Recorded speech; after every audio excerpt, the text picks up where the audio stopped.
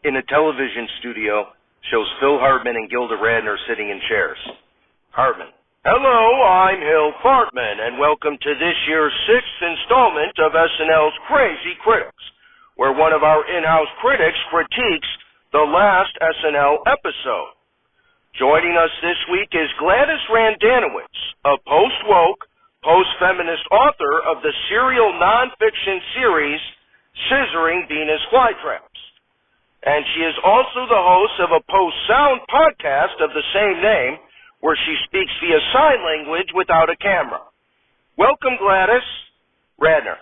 And as always, Hill, the invitation is always open for you to attend my Burning Man Festival, where we burn any men brave enough to attend. Hartman. I'm going to have to take another rain check on that. Anyway, what did you think of the cold open? Radner. Well, I appreciated that instead of a man, they had Sarah portray Wolf Blitzer.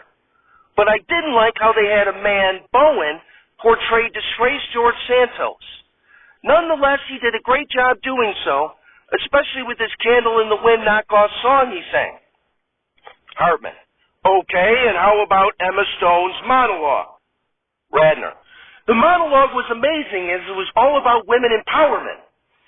Emma got her 5-timers jacket, and she was joined by 5-timers and female icons Tina Fey and Candice Bergen. They spoke about a women's section of the 5-timers club, and they used the phrase her story instead of history, perhaps my favorite moment of the night. This was a great monologue.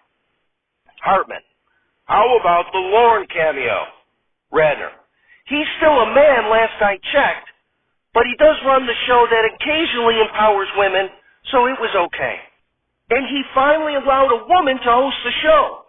Somehow Emma is the first woman to host this season, and it inexplicably took the 6th episode to do so. Hartman. All right, how about, wait a second, what are you doing? Shows Radner smoking a joint who says, in honor of Emma Stone hosting, I'm getting stoned. This is the joint Emma found in her jacket. Hartman. Very well. What did you think of the sketch Question Quest? Radner. Well, man, I thought it was a really groovy game show idea. And even though the host was portrayed by a man, all 3 contestants were portrayed by women, which I appreciated. Emma was great as the contestant who received a peculiar gift, a tortoise who would likely outlive her, given to her by the host that was trying to get rid of it. Though there wasn't any mention of whether the tortoise itself was female or not, it was still a very funny sketch. Hartman. What did you think of the video sketch, Fully Naked in New York? Radner.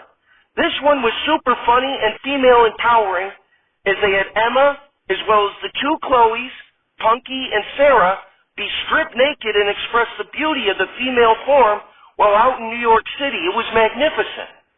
However, having Bowen, Marcello, and Andrew display the repulsive and hideous male form made me want to vomit. Oh, I can't believe they did that. Hartman. What's wrong with the male form? Radner.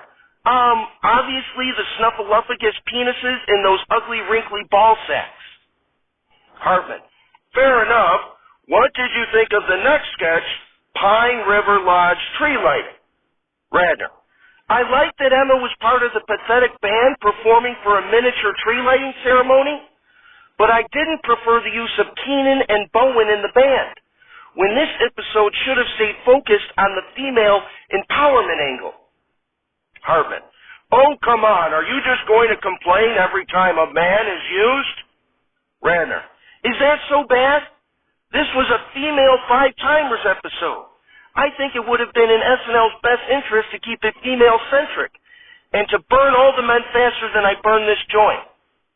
Radner swallows the roach. Hartman. No. Anyway, let me guess. You didn't like the Please Don't Destroy video because there were too many men. Radner.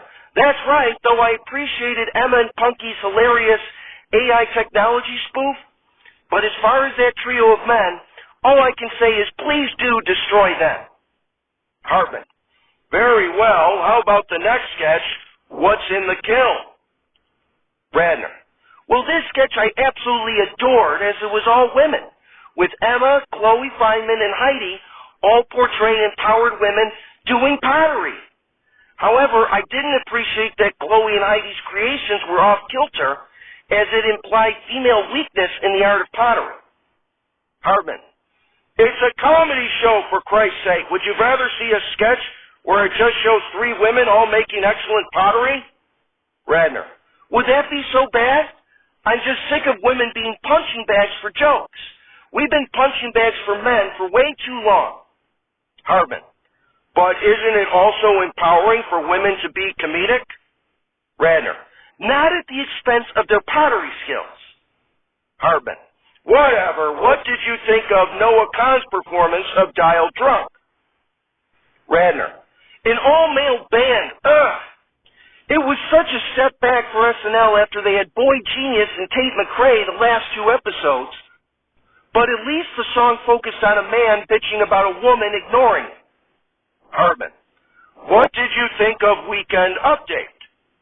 Radner lights up a cigarette and says, obviously I can't stand how an institution that once had Tina and Andy together now has evolved into two men anchoring it. But nonetheless, it was very funny, and even though he's a man, I thought Michael's portrayal of an old-fashioned cigarette was hilarious, especially the part with the photo of Hitler vaping. Hartman: you know, I don't think you're allowed to smoke in here. Radner blows smoke in Hartman's face.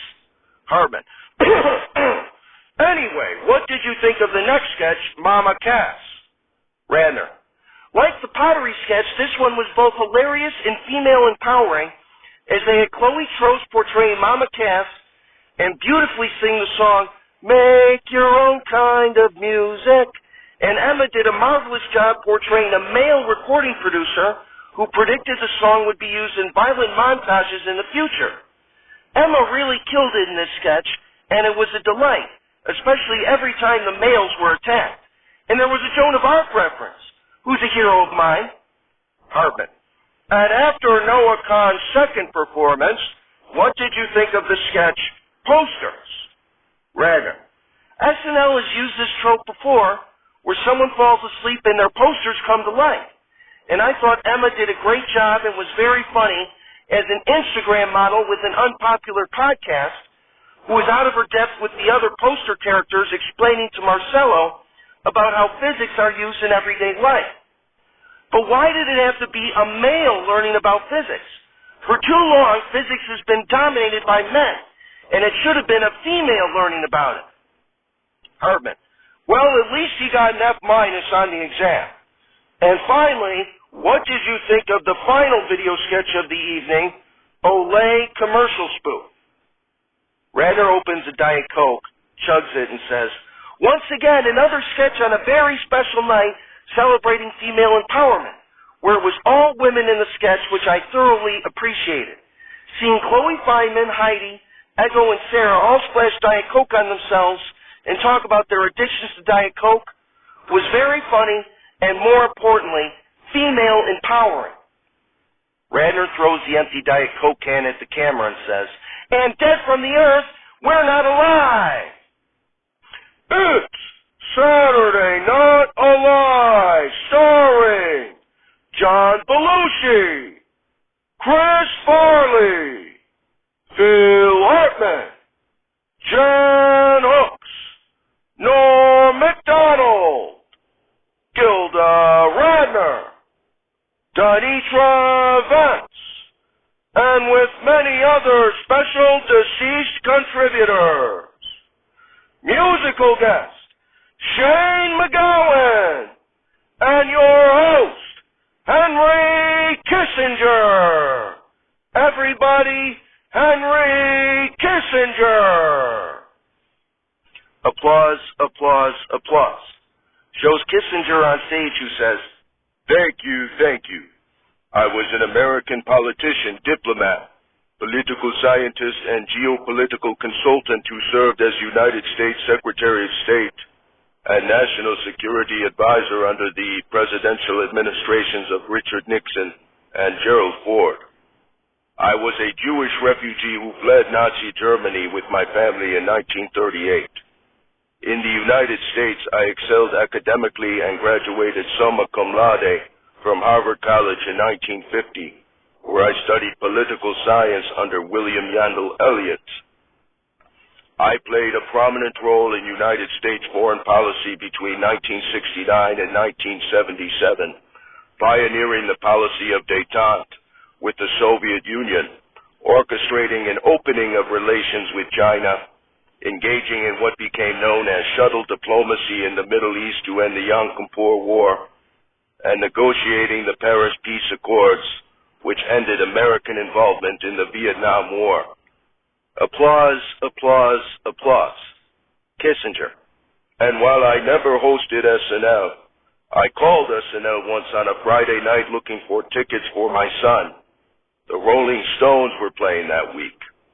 On the phone, Al Franken told me that if it hadn't been for the northern Vietnam Christmas bombings, I'd have the tickets. But he chose not to give me any tickets. Shows John Belushi stand up in the audience who yells, "You shouldn't have gotten any tickets. What about the bombing of Cambodia?" Kissinger, "What about it?" Belushi, well, that was bad, okay? And what about your ties to China?" Kissinger, "What about them?" Belushi, "I don't know. I just feel like I should be yelling at you. You allowed war crimes and stuff." Kissinger, "Well, Belushi, and what about that whole thing where you said you were a cowboy? Is geopolitics some sort of rodeo to you or something?" Kissinger, "Folks, you can't please everybody. But I did what I thought was best for the American people, and I believe history will ultimately judge me favorably. We have a great show tonight. Shane Macgowan is here, so get ready for a fairy tale of New York."